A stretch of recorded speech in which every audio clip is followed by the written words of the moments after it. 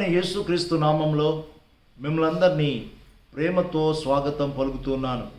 ప్రియులారా, నేటి వాక్య ధ్యానం నిమిత్తము పరిశుద్ధ బైబిల్ గ్రంథంలో నుండి యాకోబు ఉత్తరము 1వ అధ్యాయము 2-3 వచనాలు చదువుకుందాం. వినండి.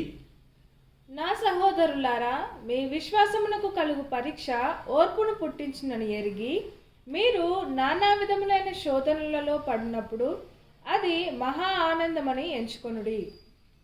ఈ మాటలు వింటున్నప్పుడు మనకు ఏమనిపిస్తుంది? మీ విశ్వాసమునకు కలుగు పరీక్ష అట ఓర్పును పుట్టించాలి, సహనాన్ని పుట్టించాలి. కానీ విశ్వాసమును కలుగు పరీక్షలు వచ్చినప్పుడు మనకు సహనం కలుగుతుందా? ఉద్రేకం కలుగుతుంది, ఆవేశం కలుగుతుంది, కోపం వస్తుంది. కానీ పరిశుద్ధాత్మ దేవుడు యాకోబుతో రాయించిన మాట, మీరు నానా విధములైనటి శోధనలో పడినప్పుడు అది మహా గొప్ప ఆనందము అని ఎంచుకునుడి. శోధనలో మీరు పడినప్పుడు అది మహా ఆనందమని ఎవరికైనా అనిపిస్తుందా ప్రియులారా? సాతాను శోధిస్తాడు. ఆ శోధకుడు ఆయన యొద్దకు వచ్చి అని మత్తయి సువార్త 4:3 చూస్తాం. ఈ శోధకుడు సాతానుడు స్వయాన యేసు ప్రభువారిని శోధించాడు. అందుకోసమే ప్రభు అన్నాడు, శోధనను సహించువాడు ధన్యుడు. శోధనను సహిస్తేనే జీవ కిరీటము తన బిడ్డలకు దేవుడు ఇస్తాడు. శ్రమల ద్వారా విశ్వాసి సంపూర్ణతలో పరిపూర్ణతలోనికి వస్తాడు. మర్చిపోకండి ఈ మాటలు. మనలో నుండి మంచితనాన్ని గొప్పతనాన్ని బయటికి తీయడానికి, మన మేలు కోసం, మన క్షేమాభివృద్ధి కోసం ఈ శ్రమలు మన జీవితంలో వస్తూనే ఉంటాయి. శ్రమలు, కష్టాలు, ఆటంకాలు, శోధనలు వచ్చినప్పుడు నన్ను అవి బాగు చేయడానికి, నన్ను మంచి వ్యక్తిగా తీర్చిదిద్దడానికి వస్తున్నాయని తలంచినప్పుడు దేవునికి మహిమ కలుగుతుంది. ప్రియులారా, వెండి, బంగారం మనకందరికీ బాగా తెలుసు. వెండి, బంగారము అందమైన ఒక రూపంలో రావాలి అంటే, బంగారము దగదగ మెరుస్తూ ఉండాలి అంటే ఆ బంగారాన్ని అగ్నిలో పూటమేయాలి. అగ్ని ఎంత తీవ్రంగా ఉంటుందో బంగారము అంత మెరుస్తుంది, అంత చక్కగా అందంగా కనిపిస్తుంది. ప్రియులారా, మీకు వచ్చే ప్రతి వ్యతిరేకత, ప్రతి ఆటంకము నీకు మేలు చేస్తాయి అనే విషయాన్ని మర్చిపోకూడదు.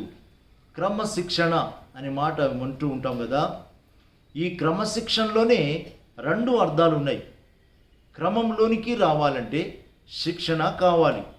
శిక్షణ లేకుండా క్రమశిక్షణలోనికి మనము రాలేము. క్రమశిక్షణ కావాలి, శుద్ధీకరణ జరగాలి, పవిత్రీకరణ జరగాలి. అప్పుడే ఆధ్యాత్మికమైన పరిపక్వతలోనికి మనము వస్తూ ఉంటాం. ప్రియులారా, శుద్ధీకరణ జరిగే ఏకైక మార్గము ఏంటో తెలుసా? అగ్ని. షద్రక్, మిషక్, అబేద్నెగోను వారు అగ్నిలో వేయబడ్డారు. మహా గొప్ప అగ్నిలో వేయబడినప్పుడే వారు దేవుని బిడలుగా ప్రకాశించారు. వారిలో ఉన్న విశ్వాసము కొన్ని లక్షల కోట్ల మందికి వీరు నిజమైన విశ్వాసులు, దేవుని బిడ్డలని చెప్పేసి సాక్ష్యాన్ని పొందుకున్నారు. ప్రియులారా, మీ జీవితాల్లో కూడా శోధనలు, ఆటంకాలు, శ్రమలు వస్తూ ఉన్నాయని బాధపడుతున్నారా? అవి అన్నీ కూడా మీకు మేలు చేయడానికి వస్తున్నాయి, మీకు బాగు చేయడానికి వస్తున్నాయి, మీకు క్షేమాభివృద్ధిని కలగజేయడానికి వస్తున్నాయని తలంచినప్పుడు మీరు సంతోషంగా ఉంటారు, దేవుడు మహిమపరచబడతారు, మీరు దీవించబడతారు. అలా దీవించబడటానికి పరిశుద్ధాత్మ దేవుడు వాక్యం వింటున్న మనకు సహాయం చేయనుగాక. దైవాశీస్సులు. ప్రార్థన చేసుకుందాం. అందరూ ఈ ప్రార్థనలోకి భవించండి. ప్రేమ కలిగిన తండ్రి, మహోన్నతుడైన మా ప్రభువా, కొన్ని మాటల ద్వారా ఈ యొక్క డివోషన్లో మీరు మాతో మాట్లాడినందుకు మీకు వందనాలు ప్రభువా.